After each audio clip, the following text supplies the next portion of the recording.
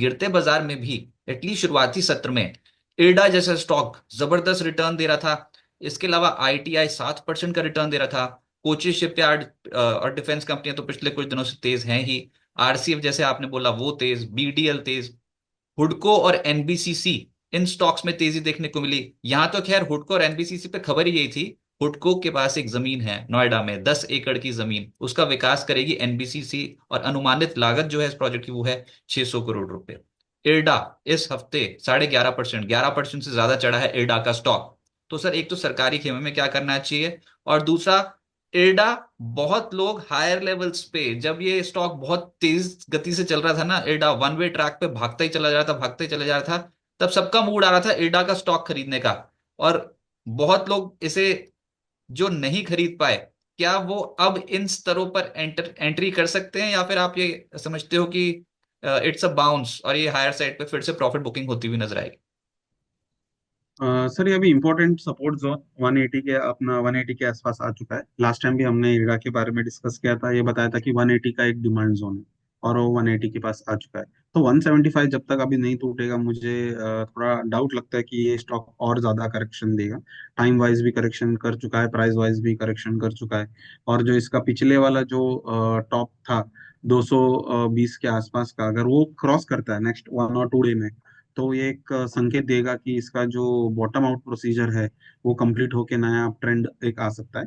और इसको ध्यान रखना है कि 270 का एक रेजिस्टेंस लेवल है बहुत स्ट्रांग, वहां तक एक बार ये टेस्ट कर सकता है। इसमें लगभग अच्छा मोमेंटम बनता हुआ हमें दिखाई देगा।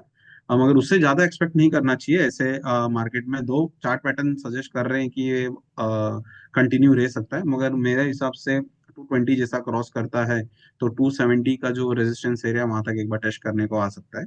और एच भी एक ऐसा स्टॉक है जो आज के गिरते मार्केट में भी नहीं गिरा है, और वो भी एक ब्रेकआउट की ताकत पे है। अगर उसमें भी एक ब्रेकआउट अगर बनेगा, तो वो एक डिफेंस सेक्टर से मुझे बेटर स्टॉक लगता है। 4600 के ऊपर अगर क्लोजिंग आता है तो उसमें भी एक अच्छा पैटर्न देखने को मिलता है।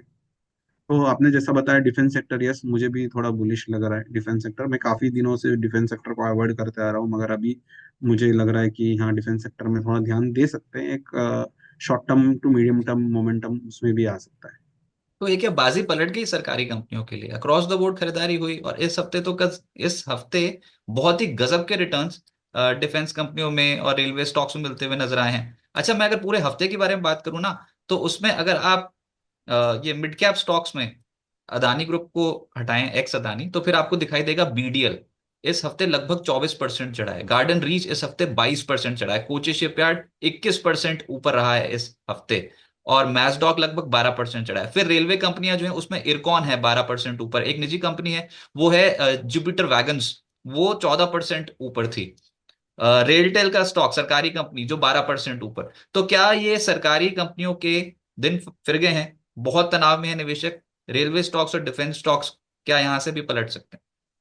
सर रेलवे पे मैं कमेंट नहीं करना चाहूंगा, क्योंकि मुझे वो समझ में नहीं आता है स्टॉक। मगर डिफेंस यस, मुझे लग रहा है कि एक हाई प्रोबेबिलिटी ट्रेड सेटअप है, तो इन्वेस्टर उस पर ध्यान दे सकते हैं। जैसे आपने अच्छे अच्छे स्टॉक का नाम बताया, बीडीएल है वो बेटर लग रहा है मुझे, एचएल है वो भी अच्छा लग रहा है, बीईएल है वो भी बेटर लग रहा है।